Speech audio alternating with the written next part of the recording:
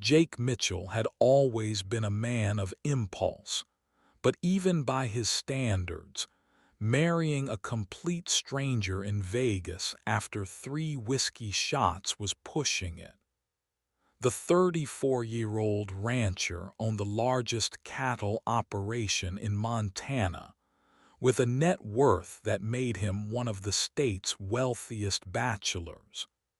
His rugged good looks and charming smile had attracted plenty of women over the years, but none had ever made him want to settle down. That changed the moment he laid eyes on Emma Rodriguez at the Bellagio's blackjack table. Emma was unlike any woman Jake had ever encountered. Her auburn hair cascaded down her shoulders like silk, and her emerald eyes held a mysterious depth that drew him in completely. She wore a simple black dress that hugged her curves perfectly, and when she laughed at something the dealer said, Jake felt his heart skip a beat. He couldn't explain the magnetic pull he felt toward this beautiful stranger, but something about her made him abandon all reason. "Mind if I join you?" Jake asked, sliding into the empty seat beside her. Emma looked up and their eyes met for the first time. The connection was instant and electric, sending shivers down both their spines. "I'd like that," she replied with a smile that could have melted steel. They played cards for hours, their conversation flowing as naturally as if they'd known each other for years. Emma was witty, intelligent, and had a laugh that made Jake's chest tighten with an emotion he couldn't name. As the night progressed, they moved from the casino to the hotel bar, then to a quiet restaurant, and finally to a late-night chapel that never closed.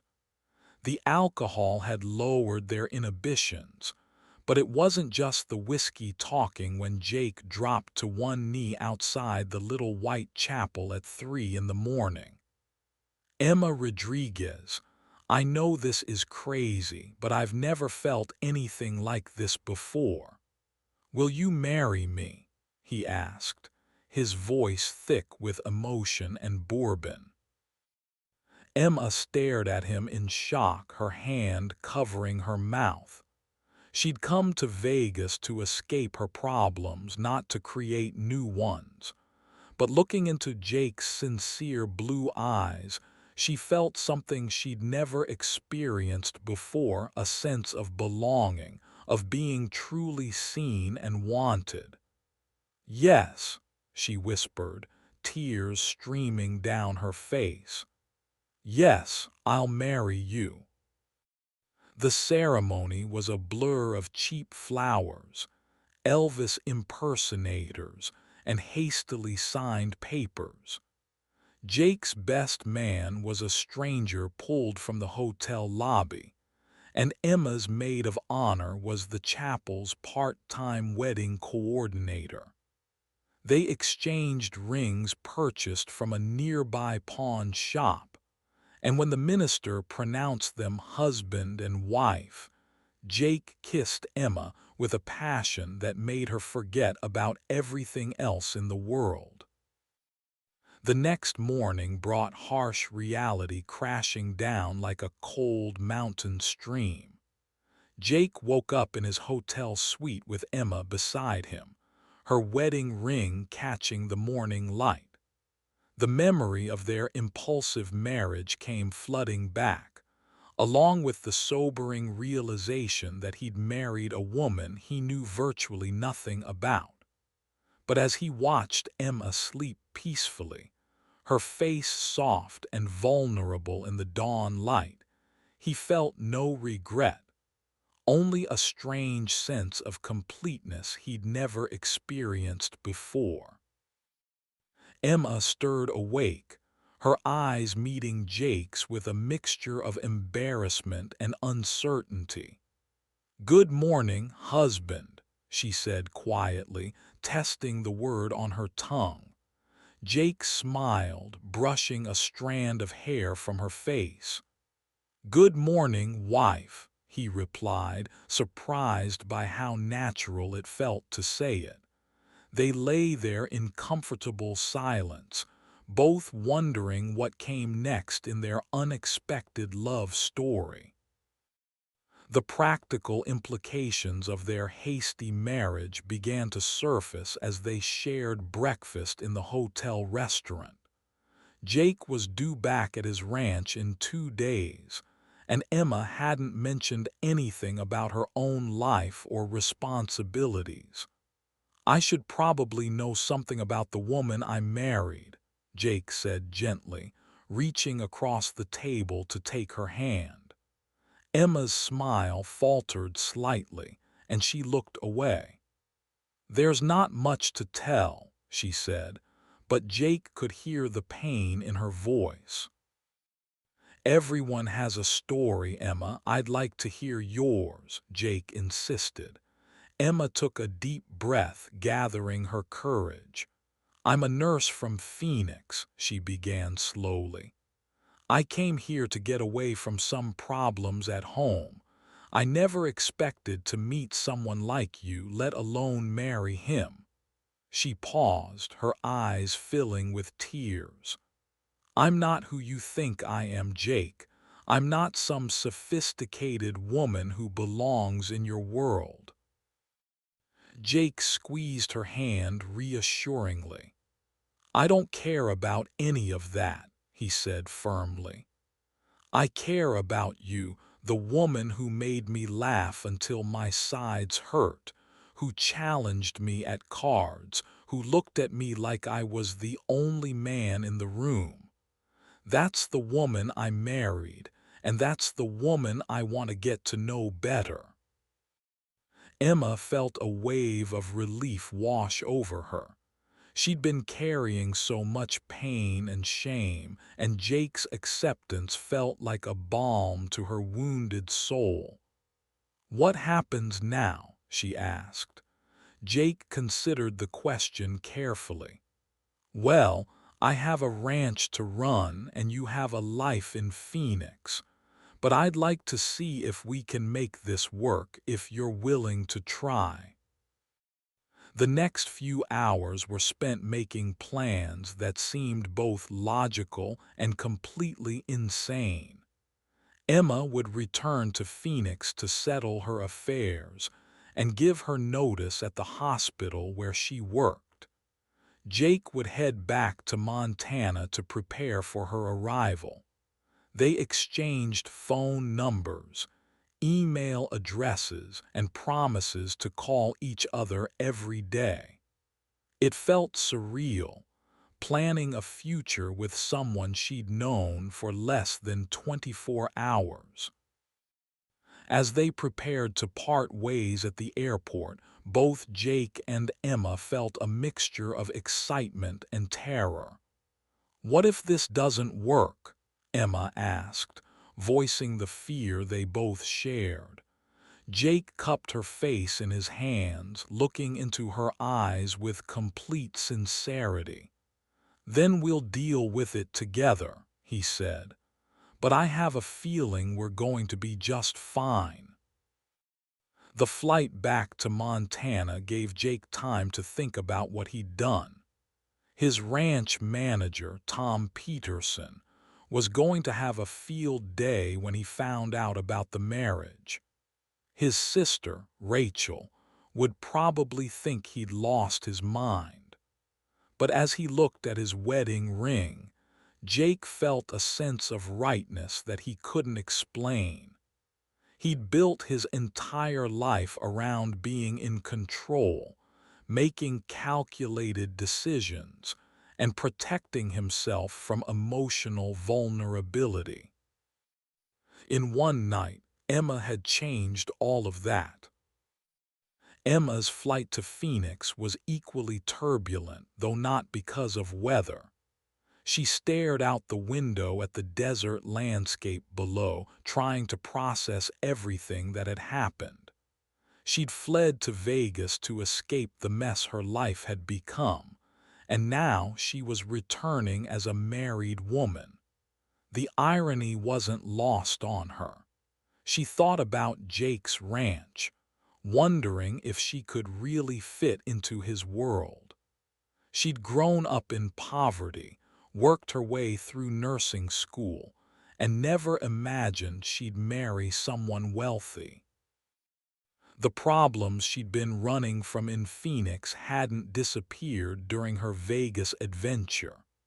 Her ex-boyfriend, Marcus Williams, had been calling and texting constantly, refusing to accept that their relationship was over. He'd shown up at her apartment, her workplace, and even her gym, making her life miserable with his persistent harassment. The final straw had been when he'd confronted her at the hospital, causing a scene that had embarrassed her in front of her colleagues and patients.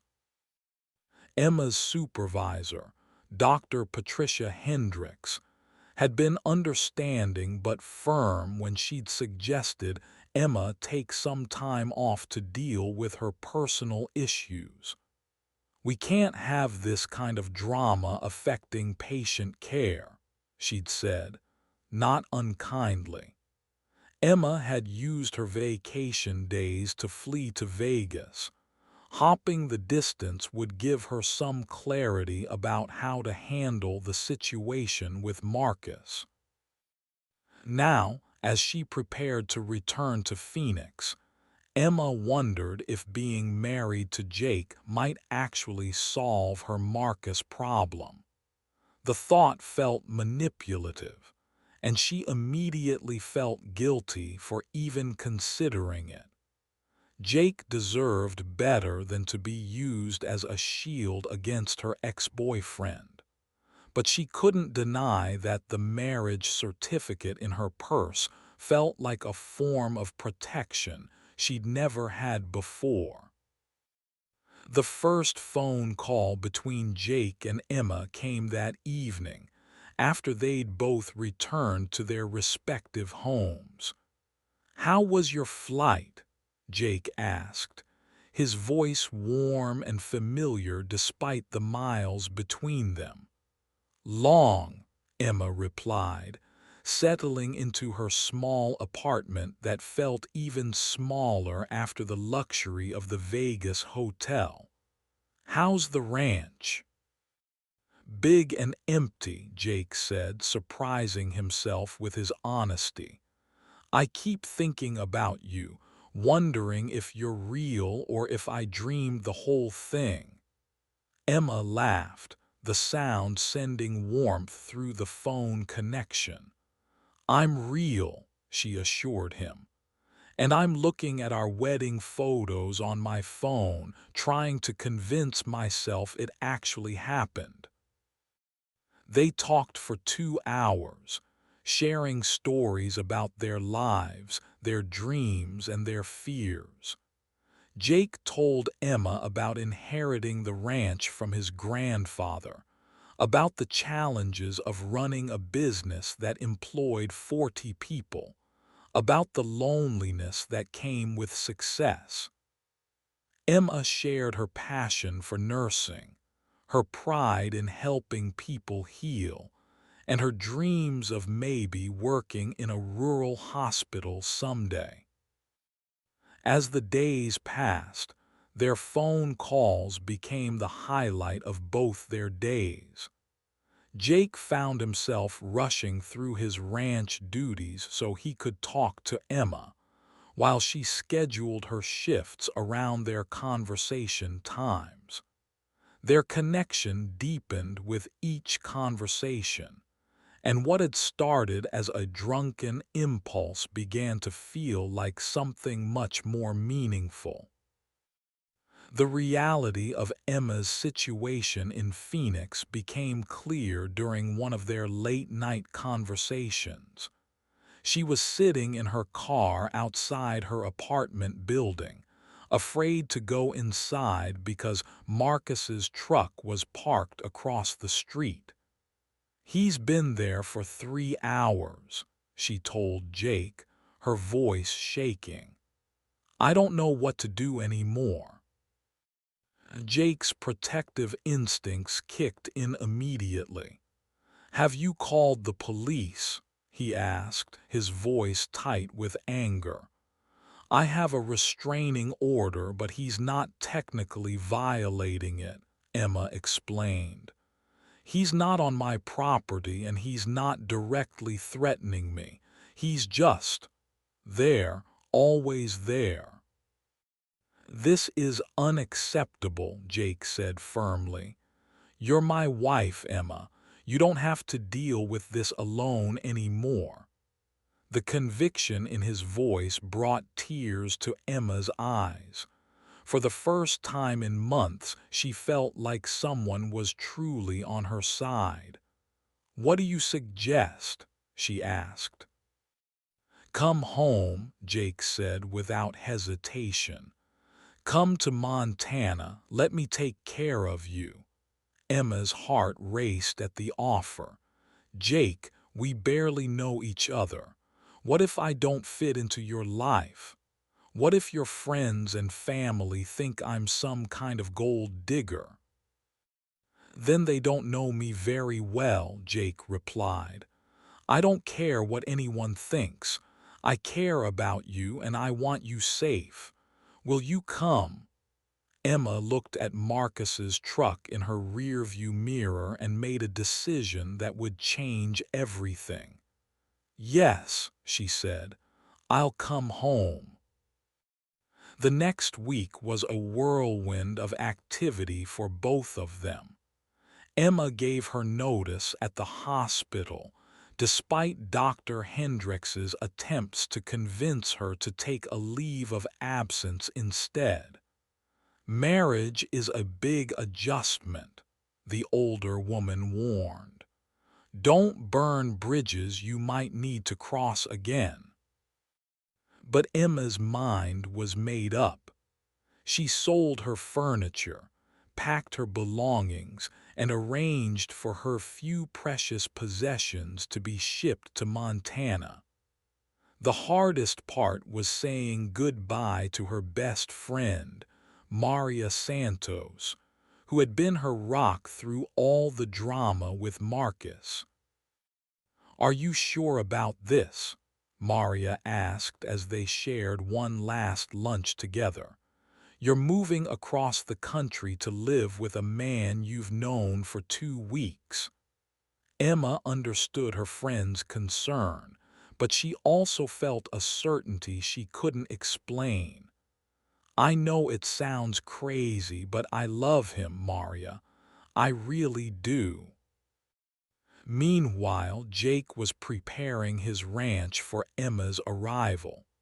He'd lived alone in the sprawling ranch house for 5 years, and it needed a woman's touch. He hired a cleaning crew, bought new furniture, and even installed a security system, though he didn't tell Emma about that last part. He wanted her to feel safe in her new home. The reactions from Jake's family and friends were mixed.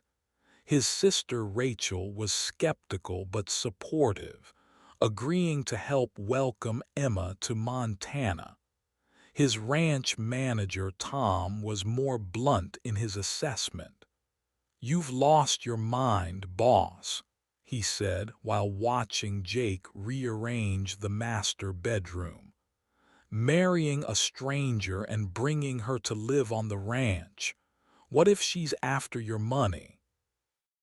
She's not, Jake said firmly, though he understood Tom's concern. You'll see when you meet her. Tom shrugged, clearly unconvinced. I hope you're right, because if you're wrong, this could destroy everything you've built. Emma's last night in Phoenix was sleepless.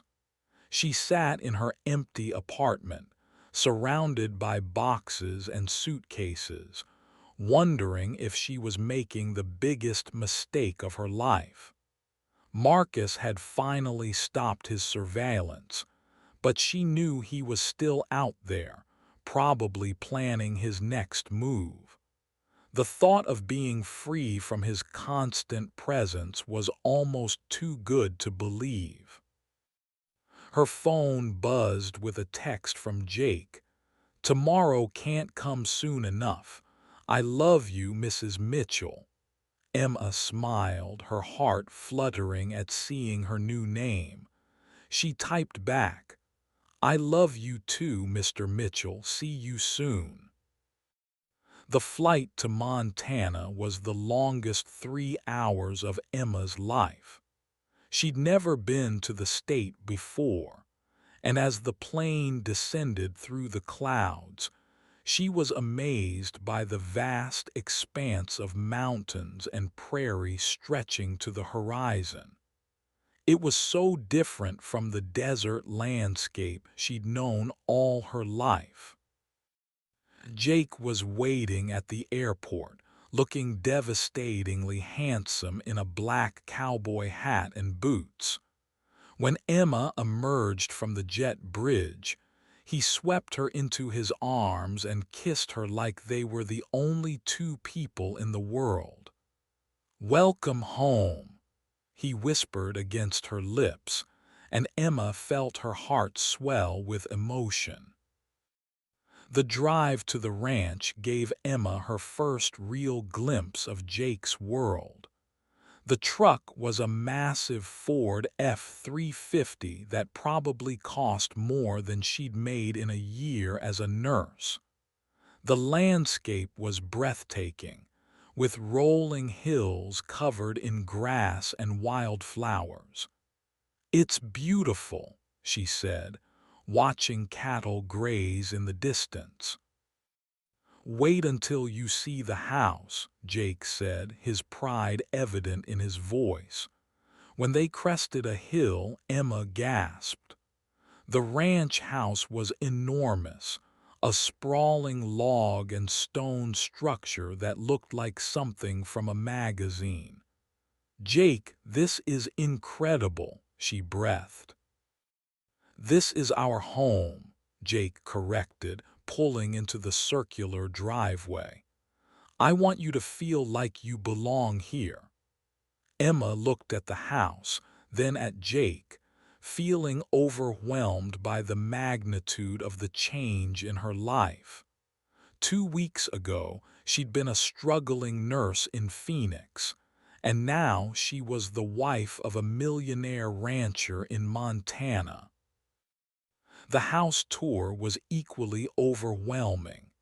Jake showed her room after room, each one larger and more luxurious than her entire Phoenix apartment. The master bedroom was stunning, with a king-sized bed, a stone fireplace, and windows that offered panoramic views of the ranch. "I hope you like it," Jake said, suddenly nervous about her reaction. "It's perfect," Emma said, though she felt like she was in a dream. "I can't believe this is real." Jake pulled her close, sensing her uncertainty. "It's real," he said. "We're real, and I'm going to spend every day proving to you that you belong here with me." That first night in Montana, Emma lay in Jake's arms, listening to the sounds of the ranch settling around them. Cattle lowed in the distance, and the wind whispered through the trees. It was so different from the city noise she was used to, but somehow it felt like home. The next morning, Jake introduced Emma to the ranch staff. Tom Peterson was polite but reserved, clearly sizing up the boss's new wife. The other hands were friendly but curious, and Emma could feel their eyes on her as Jake showed her around the operation. She tried to project confidence, but inside she felt like an imposter. They'll warm up to you, Jake assured her as they walked back to the house. It just takes time. Emma nodded, but she wondered if she'd ever truly fit into this world. She'd grown up poor, worked her way through school, and never imagined she'd marry into wealth. The adjustment was going to be harder than she'd anticipated. The first few weeks of marriage were a mixture of bliss and adjustment. Emma threw herself into making the ranch house a home, decorating and organizing with Jake's enthusiastic support. She also started volunteering at the local hospital, using her nursing skills to help the community. The work gave her a sense of purpose and helped her meet people in town. But not everyone was welcoming. Some of the local women, particularly those who had set their sights on Jake before his marriage, were openly hostile. Emma overheard whispered conversations about the gold digger from Phoenix and felt the sting of their judgment. She tried not to let it bother her, but the comments hurt more than she cared to admit. The situation came to a head at a local charity gala that Jake insisted they attend. Emma had bought a new dress for the occasion, wanting to make a good impression. But as soon as they walked into the ballroom, she felt the weight of curious stares and whispered comments. "There she is," she heard someone say. "The woman who trapped Jake Mitchell." Jake sensed Emma's discomfort and stayed close to her side throughout the evening. But during dinner, when he was pulled away for a business conversation, Emma found herself alone at their table. That's when Vanessa Crawford, the daughter of another wealthy rancher, made her move. "So, Emma," Vanessa said, her smile sharp as a blade, "how long were you planning this little scheme?" Emma looked up, confused. "I'm sorry, what scheme?" Vanessa laughed, a cold sound that made Emma's skin crawl. "Oh, please, we all know what you are. A nurse from Phoenix who happened to bump into Jake in Vegas. The timing is awfully convenient." Emma felt her cheeks burn with embarrassment and anger. "I don't know what you're implying, but you're wrong," she said, her voice steady despite her racing heart. "I love Jake and he loves me. Our marriage isn't a scheme." "Love?" Vanessa scoffed. "You've known him for a month. What you love is his bank account. But don't worry, when he comes to his senses, there will be plenty of us here to help him pick up the pieces." The confrontation left Emma shaken, and she was quiet during the drive home. Jake finally pulled over on a deserted stretch of highway and turned to face her. "What happened tonight?" he asked gently. "You've been different since dinner." Emma told him about the conversation with Vanessa, watching his face grow dark with anger. "I'm sorry you had to deal with that," he said. "Vanessa has been bitter ever since I made it clear I wasn't interested in her advances. She's trying to hurt you to hurt me." "But what if she's right?" Emma asked, her voice small. "What if I am just a gold digger? What if I married you for the wrong reasons?" Jake cupped her face in his hands, forcing her to look at him. "Emma, you've never asked me for anything. You volunteer at the hospital, you've made our house a home, and you make me happier than I've ever been. Anyone who can't see that isn't worth our time." His words were reassuring, but Emma still felt the sting of Vanessa's accusations. She began to notice other slights and comments, small cruelties that chipped away at her confidence. The postmaster's wife made snide remarks about outsiders. The grocery store clerk gave her cold stares. Even some of Jake's business associates seemed to question her motives. The pressure began to affect Emma's relationship with Jake. She became self-conscious about spending money, even on necessities. She turned down Jake's offers to buy her gifts or take her on trips. She started second-guessing every decision, wondering if people would see it as proof of her supposed gold-digging nature. Jake noticed the change in his wife, and it broke his heart. The confident, vibrant woman he'd married was becoming withdrawn and uncertain. He tried to reassure her, but Emma seemed to pull further away with each passing day.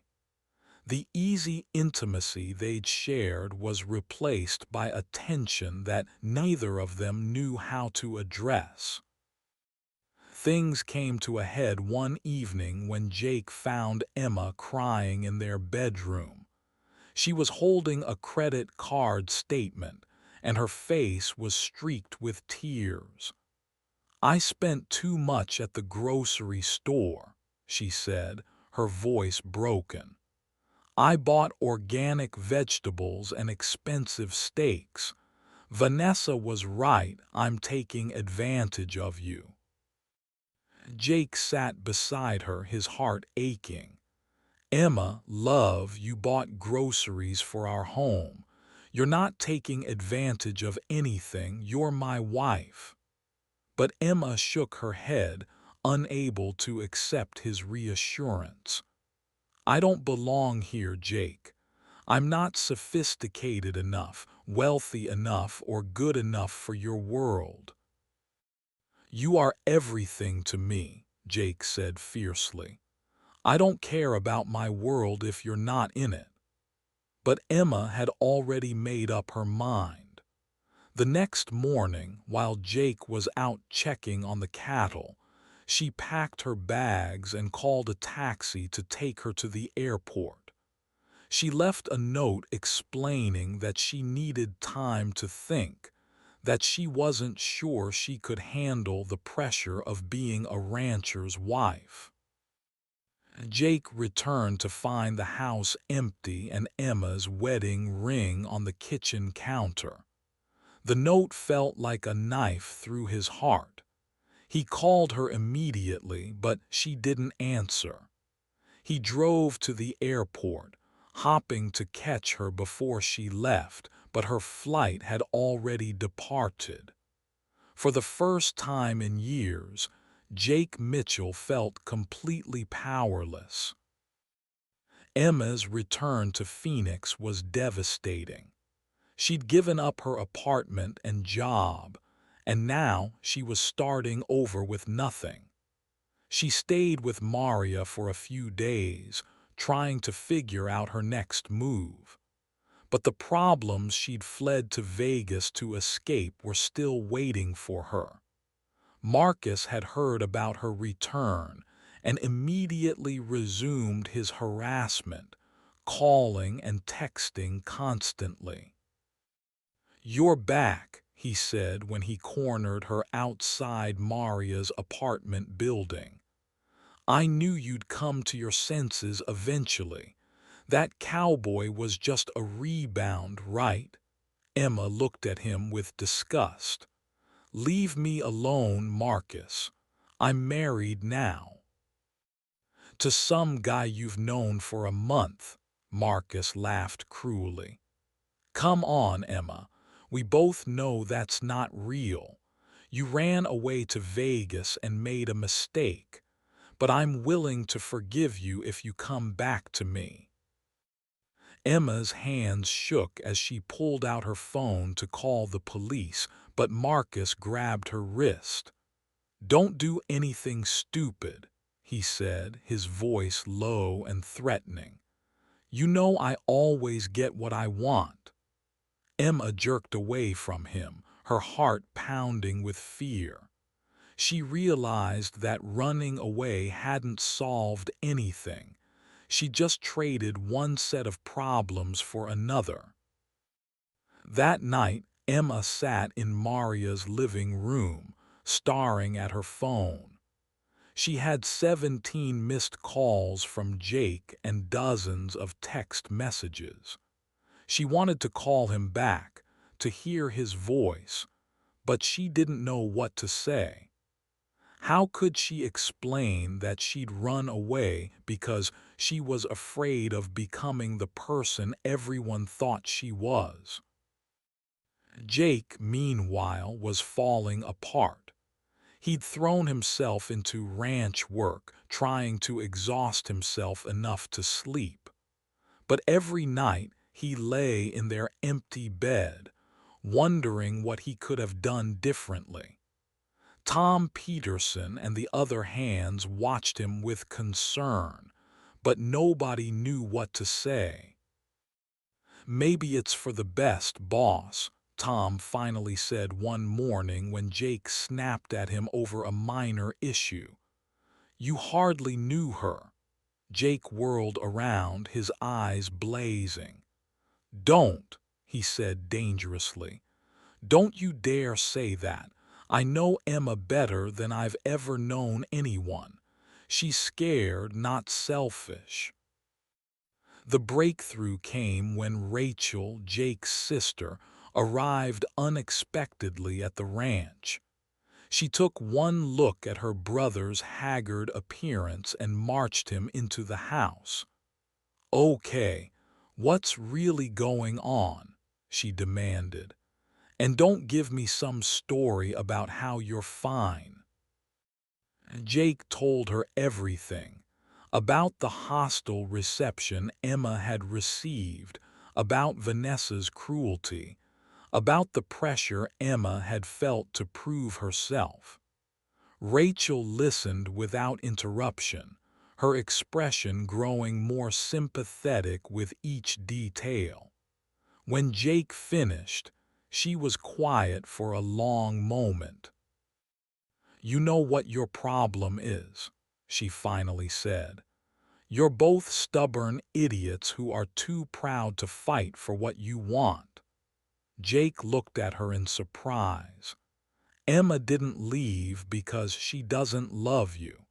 She left because she loves you too much to let you be hurt by her perceived inadequacy.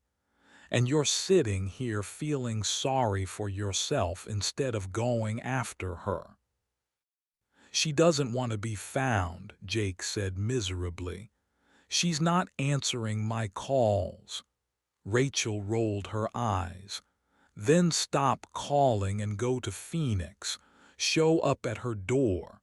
Grand gestures work, Jake, trust me." The idea terrified and excited Jake in equal measure. What if Emma really didn't want to see him? What if she'd meant everything she'd said in her note? But Rachel was right. He couldn't just give up without a fight. The next morning, he boarded a plane to Phoenix, determined to win back his wife.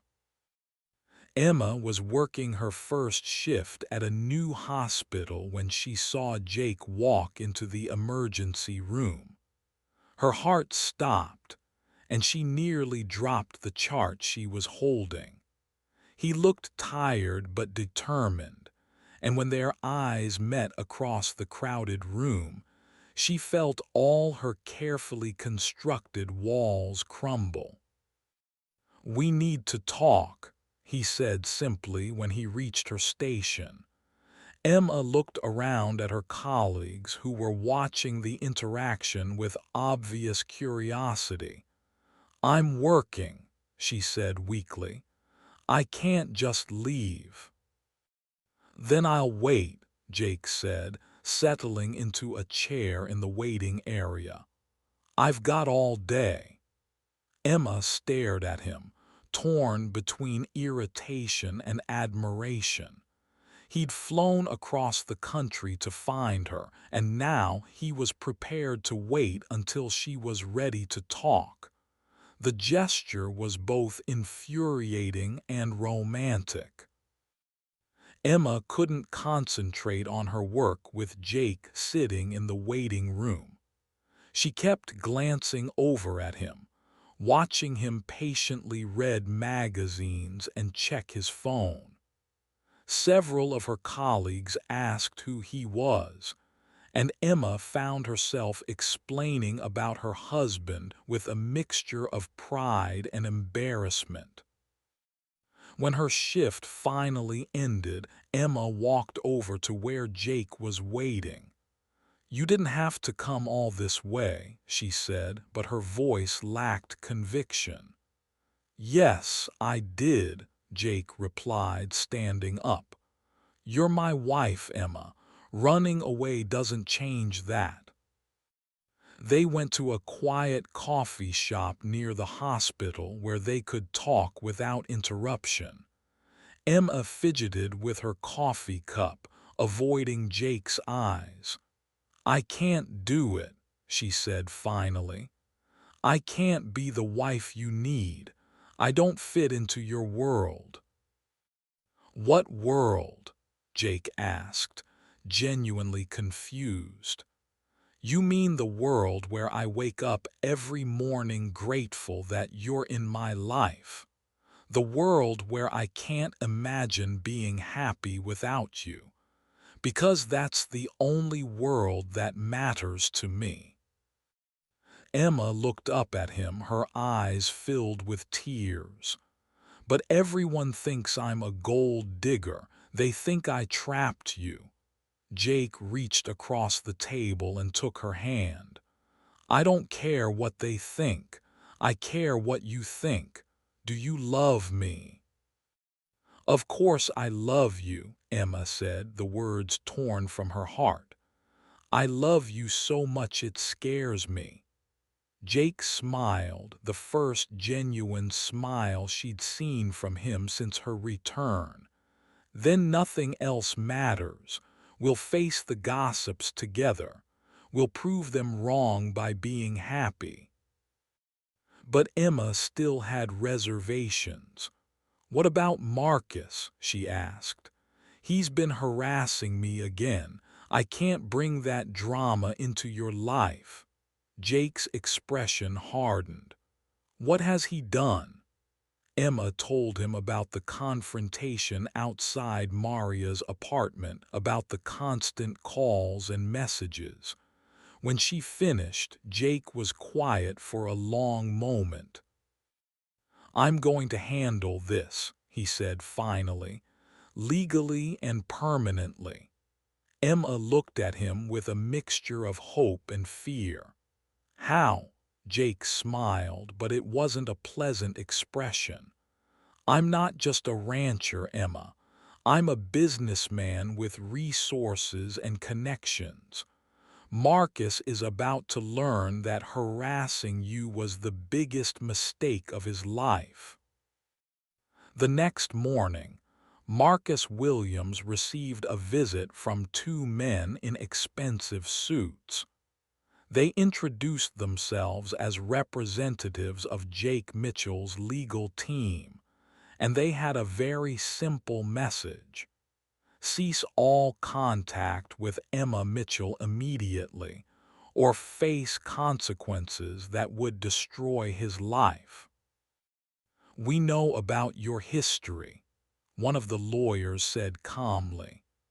The restraining orders, the harassment charges, the complaints from other women. We also know about the irregularities in your employment records and the questions about your tax filings. You have 48 hours to disappear from Mrs. Mitchell's life permanently. Marcus tried to bluster and threaten, but the lawyers were unmoved. They left him with a restraining order that had been expedited through the court system, and a clear understanding that Jake Mitchell had the money and connections to make his life very difficult if he didn't comply. Emma was amazed by the speed and efficiency with which Jake had handled the Marcus situation. "How did you do all that so quickly?" she asked. Jake shrugged as if it was nothing. "I told you I was going to take care of it. I always keep my promises." The gesture meant more to Emma than any expensive gift could have. Jake had used his resources not to impress her, but to protect her. He'd shown her that being wealthy didn't make him arrogant or disconnected. It made him powerful enough to defend the people he loved. That night, Emma made her decision. She called the hospital and resigned from her new position, then booked a flight back to Montana. When she told Jake, he was so relieved he lifted her off her feet and spun her around the hotel room. "Are you sure?" he asked when he set her down. "I'm sure," Emma said, kissing him with all the love in her heart. Their return to Montana was different this time. Emma walked into the ranch house with her head held high, no longer caring what anyone thought about her marriage. She'd come home to be with the man she loved, and that was all that mattered. The gossips and critics were still there, but Emma found she had allies too. Rachel Mitchell welcomed her back with open arms, and several of the ranch hands' wives reached out to offer friendship. Even Tom Peterson seemed genuinely pleased to see her return. "The boss has been impossible to work with," he confided to Emma one morning. "I'm glad you're back. He's himself again." Emma smiled, feeling a warmth spread through her chest. She really was home, and she was exactly where she belonged. Vanessa Crawford made one last attempt to cause trouble, cornering Emma at the local grocery store. "Back again," she said with a nasty smile. "I'm surprised you lasted this long." Emma looked at her calmly, no longer intimidated by the other woman's cruelty. "I'm here to stay," Emma said firmly. "Jake and I are building a life together, and nothing you say or do is going to change that." Vanessa's smile faltered at the confidence in Emma's voice. "We'll see about that," she said weakly, but Emma was already walking away. 6 months later, Emma and Jake renewed their vows in a proper ceremony at the ranch. It was a beautiful fall day, with the mountains painted in shades of gold and red. Emma wore a stunning white gown that Jake had surprised her with, and Jake wore a custom-made suit that made him look even more handsome than usual. The ceremony was attended by family and friends who had come to accept and love Emma. She'd proven herself through her volunteer work at the hospital, her dedication to the ranch, and her obvious love for Jake. Even the biggest skeptics had to admit that she was good for him. As they exchanged vows for the second time, Emma felt a profound sense of peace. She'd found her place in the world, and it was right here beside Jake.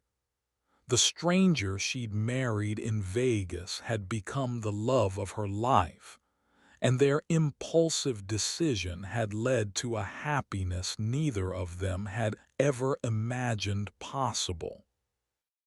The reception was held in the ranch's main barn, which had been transformed into a magical venue with twinkling lights and flowing fabric. Emma danced with Jake under the stars, surrounded by people who had become her chosen family. It was everything she'd ever dreamed of and more. "No regrets?" Jake asked as they swayed to their favorite song. Emma looked into his eyes, seeing nothing but love and devotion. "None at all," she said. "You're the best impulsive decision I've ever made." As the evening wound down, Emma and Jake stood on the porch of their home, watching their guests drive away. The ranch spread out before them in the moonlight, peaceful and beautiful. Emma leaned against Jake's chest, feeling completely content for the first time in her life. "What are you thinking about?" Jake asked, his arms tightening around her. Emma smiled, placing her hand over his heart. "I'm thinking about how lucky I am. A year ago, I was running away from my problems. Now I'm married to the most amazing man in the world, living in paradise." "I'm the lucky one," Jake said, kissing the top of her head. "You saved me, Emma. I didn't even know I was drowning until you threw me a lifeline." Emma turned in his arms, looking up at his beloved face. "We saved each other," she said softly. The next morning brought news that would change everything again. Emma had been feeling unwell for a few days, and a trip to the doctor confirmed what she'd begun to suspect: she was pregnant. The news filled her with joy and terror in equal measure. Jake's reaction was everything she could have hoped for. When she told him, he picked her up and spun her around, whooping with joy. "We're going to be parents," he shouted, his voice echoing across the ranch. Emma laughed, tears streaming down her face. "Are you happy?" she asked, though his reaction made the answer obvious. "Happy doesn't begin to cover it," Jake said, setting her down gently. "I love you, Emma Mitchell. I love our baby. I love our life together." Emma felt her heart swell with so much love she thought it might burst. "I love you too," she whispered, "more than I ever thought possible." The pregnancy brought them even closer together. Jake was protective and attentive, making sure Emma got plenty of rest and ate well. He read pregnancy books and insisted on going to every doctor's appointment. The ranch hands teased him about being overprotective, but Jake didn't care. He was going to be a father, and he wanted to do everything right. Emma bloomed during her pregnancy, her happiness evident to everyone around her. She continued her volunteer work at the hospital until her doctor recommended she take it easy during her third trimester. The local community had fully embraced her by then, and many people stopped by the ranch to check on her and offer help. The baby shower was organized by Rachel and several of the ranch wives, held in the community center in town. Emma was overwhelmed by the outpouring of love and support from people who had once viewed her with suspicion. Even some of her former critics, like the postmaster's wife, brought thoughtful gifts and warm wishes. "I owe you an apology," said Mrs. Henderson, the grocery store clerk who had been cold to Emma when she first arrived. "I judged you unfairly, and I was wrong. You've been nothing but kind to everyone in this town." Emma accepted the apology graciously, understanding that earning acceptance had been a process for everyone involved. Jake was beside himself with excitement as Emma's due date approached. He had the nursery painted 3 times, unable to decide on the perfect shade of yellow since they'd decided to wait until birth to learn the baby's gender. He installed a baby monitor system that could have run a small television station, and he practiced changing diapers on a stuffed animal until Emma collapsed in giggles watching him. "You're going to be an amazing father," Emma told him one evening as they sat on the porch, her hand resting on her swollen belly. Jake placed his hand over hers, feeling the baby kick. "I hope so," he said softly. "I want to give our child everything I never had: stability, unconditional love, and parents who are crazy about each other." The call came at 3 in the morning on a crisp October day. Emma's labor started suddenly and intensely, and Jake drove to the hospital like a man possessed. He stayed by her side throughout the delivery, holding her hand and whispering words of encouragement. When their daughter finally arrived, screaming and perfect, both parents were crying with joy. "She's beautiful," Jake whispered, cradling the tiny baby girl in his arms. Emma watched him with their daughter, her heart overflowing with love. "What should we name her?" she asked. They discussed names for months but never settled on anything definitive. Jake looked down at the baby, then at Emma. "Grace," he said. "Grace Mitchell, because she's a gift we never expected but always needed." Little Grace Mitchell became the center of their universe. Jake was a devoted father, changing diapers without complaint and packing the floors during late-night feedings. Emma marveled at how naturally he took to parenthood, his gentle hands and soothing voice calming their daughter instantly.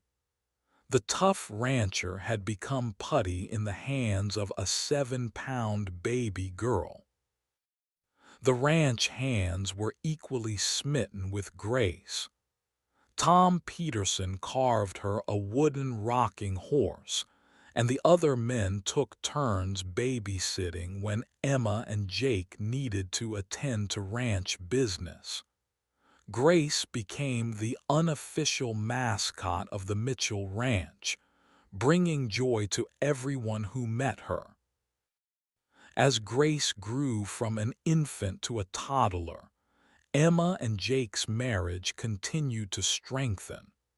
They'd learned to navigate challenges together, supporting each other through sleepless nights and the demands of running a ranch while raising a child. Their love had deepened from the passionate whirlwind of their Vegas wedding to something solid and enduring.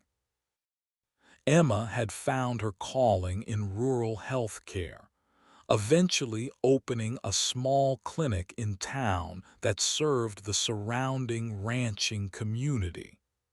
Her nursing background and genuine care for her patients made her indispensable to the area.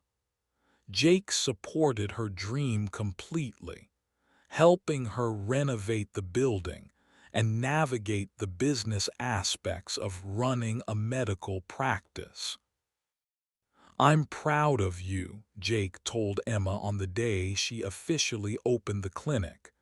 "You've made such a difference in people's lives." Emma smiled, remembering how uncertain she'd felt when she first arrived in Montana. "I finally feel like I belong here," she said. "This is home." The clinic's success led to unexpected recognition. Emma was featured in a state medical journal for her innovative approach to rural health care, and she was invited to speak at conferences about serving underserved communities. Jake beamed with pride as he watched his wife gain recognition for her work. When Grace turned 2, Emma discovered she was pregnant again. This time, there was no surprise or uncertainty, only joy and anticipation. Grace would be a big sister, and the Mitchell family was growing. Jake was thrilled at the prospect of another child, though he worried about Emma managing the clinic while pregnant. "We'll figure it out together," Emma assured him. "We always do." And they did, hiring an additional nurse practitioner for the clinic and adjusting their schedules to accommodate the new addition to their family. Their son, Matthew, was born on a snowy January morning, and Grace was instantly devoted to her baby brother. The years passed in a blur of happiness and hard work. Emma and Jake raised their children with love and strong values, teaching them about responsibility, kindness, and the importance of family. Grace grew into a confident, caring girl who loved horses and helping at the clinic. Matthew was quieter but equally beloved, showing an early interest in the ranch operations. Emma's clinic had become a cornerstone of the community, providing essential health care services to rural families who previously had to travel hours for medical care. She'd expanded the services to include preventive care, mental health support, and even veterinary services for ranch animals. Her reputation as a skilled and compassionate healthcare provider had spread throughout the region. Jake's ranch had also prospered under his careful management. He'd expanded the operation, implemented sustainable practices, and become a leader in the industry. But his greatest pride wasn't in his financial success.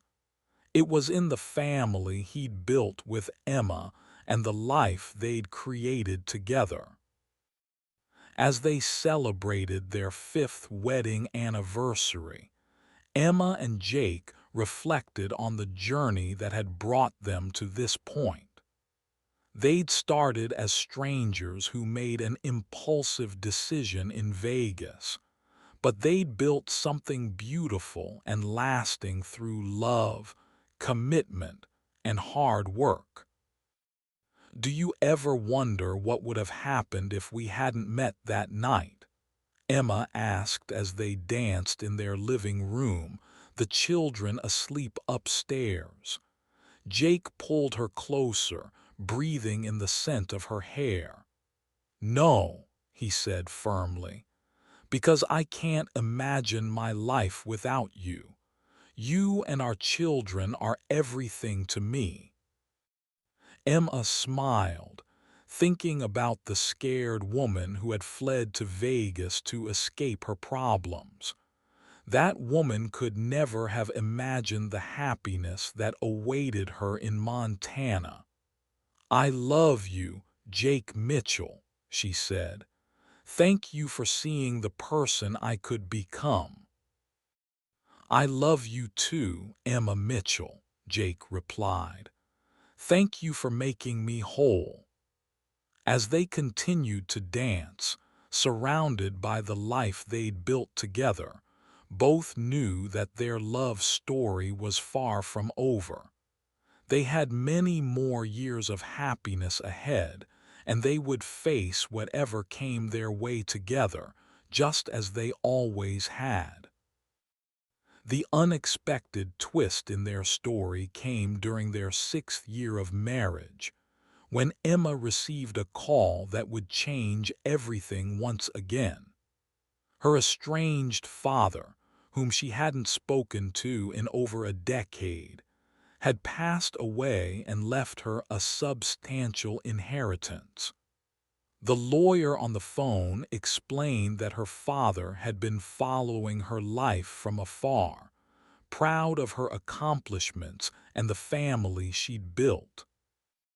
"He wanted you to know that he never stopped loving you," the lawyer said gently.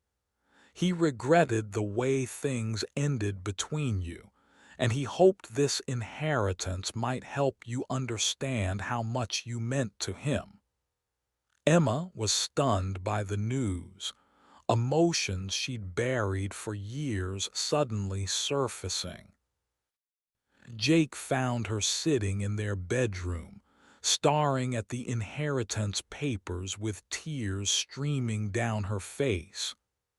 "Are you okay?" he asked, sitting beside her and pulling her into his arms. Emma told him about her father, about the bitter argument that had driven them apart when she was in college, about the years of silence and hurt feelings. "He left me $2 million," Emma said, her voice filled with wonder and pain. "All these years, I thought he didn't care about me, but he was watching from a distance, proud of what I'd accomplished." Jake held her as she cried, grieving for the relationship that could never be repaired and the father she'd lost without ever saying goodbye. The inheritance created new opportunities for Emma and Jake. They could expand the ranch, invest in new equipment, or simply set the money aside for their children's education. But Emma had a different idea. She wanted to use the money to honor her father's memory by expanding her clinic into a full-service rural hospital. "It's what he would have wanted," she explained to Jake. "He was a doctor too, and he always believed in serving communities that needed help the most." Jake supported her decision completely, understanding that this was Emma's way of healing from the pain of her father's loss. The project took 2 years to complete, but when the Mitchell Rural Hospital opened its doors, it was everything Emma had dreamed of. The facility could handle emergencies, provide surgical services, and offer specialized care that previously required travel to larger cities. Emma's father's legacy lived on through the lives that would be saved in the hospital that bore his name. The hospital's opening was celebrated throughout the region, with politicians, medical professionals, and community members all attending the ribbon-cutting ceremony. Emma stood with Jake and their children, overwhelmed by the support and love surrounding them. She'd come so far from the scared woman who had fled to Vegas, and she knew her father would have been proud. As Grace and Matthew grew older, they became integral parts of the ranch and hospital operations. Grace, now 10, helped with the horses and showed a natural aptitude for veterinary care. Matthew, at 8, was fascinated by the ranch's business operations and loved spending time with his father learning about cattle management and land stewardship. Emma and Jake's marriage had weathered every storm and emerged stronger each time. They'd learned to support each other's dreams while building something beautiful together. Their love story had begun with an impulsive decision in Vegas, but it had evolved into something deep, lasting, and real. The community that had once viewed Emma with suspicion now held her in the highest regard. She was a respected healthcare provider, a devoted mother, and a pillar of the community. The woman who had once worried about fitting into Jake's world had instead made that world better through her presence. On their 10th wedding anniversary, Jake planned a surprise trip back to Vegas, not to gamble or party, but to visit the chapel where they'd first exchanged vows. Emma was moved by the gesture, and they spent a quiet evening walking through the city where their love story had begun. "Do you regret anything?" Jake asked as they stood outside the little white chapel where they'd been married. Emma looked at him, this man who had changed her life in every possible way, and shook her head. "Not a single thing," she said. "Every moment, every challenge, every joy, it all led us here, and I wouldn't change any of it."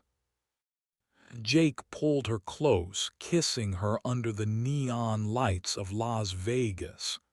"Here's to the next 10 years," he said, "and the 10 after that, and every decade we have together." Emma smiled, her heart full of love and gratitude. "Here's to forever," she replied. As they flew back to Montana the next day, Emma reflected on the incredible journey that had brought them to this point.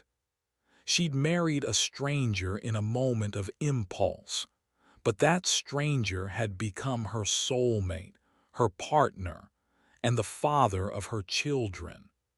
Their love story was proof that sometimes the most unexpected decisions lead to the most beautiful outcomes. The plane touched down in Montana as the sun was setting over the mountains, painting the sky in shades of pink and gold. Jake and Emma held hands as they walked through the airport, eager to return to their children and their life on the ranch. They were home, and they were exactly where they belonged. Their story continued to unfold with new chapters of love, growth, and adventure. Emma's hospital thrived, Jake's ranch prospered, and their children grew into remarkable young people who embodied the best of both parents. The impulsive Vegas wedding had become the foundation of a life filled with purpose, joy, and endless love. Years later, when people asked Emma about her marriage to Jake, she would always smile and say, "Sometimes the best decisions are the ones that don't make sense at the time. I married a stranger in Vegas, but I found my home, my purpose, and my forever love." Not everyone gets that lucky, but when you do, you hold on tight and never let go. And that's exactly what Emma and Jake Mitchell did. They held on tight to the love they'd found in the most unexpected place. and they built a life that was more beautiful than either of them had ever dared to dream. Their story was proof that love doesn't always follow conventional paths, but when it's real, it can overcome any obstacle and create miracles that last a lifetime.